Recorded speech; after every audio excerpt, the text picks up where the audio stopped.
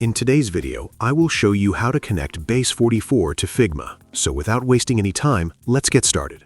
You can use the first link in the description to open Base44 and then log into your account.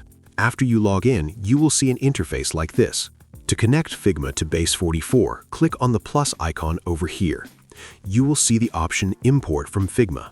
Click on it. Then click on Connect to Figma. After that, you will see this page saying that Base44 would like to access your account. Click on Allow Access. At the bottom, you will also be able to see the email ID you are currently logged in with inside Figma.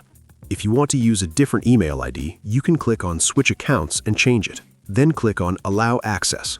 You can now see that Figma has been successfully connected to Base44, and you can paste your Figma URL to start creating websites or apps based on your designs in Figma.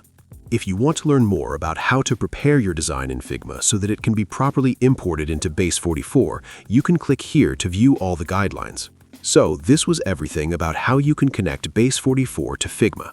If you want a detailed step-by-step tutorial on how to build a website using Base44, you can check out this video right here. If you liked this video, do drop a like and subscribe to my channel for more such helpful videos. Thanks for watching.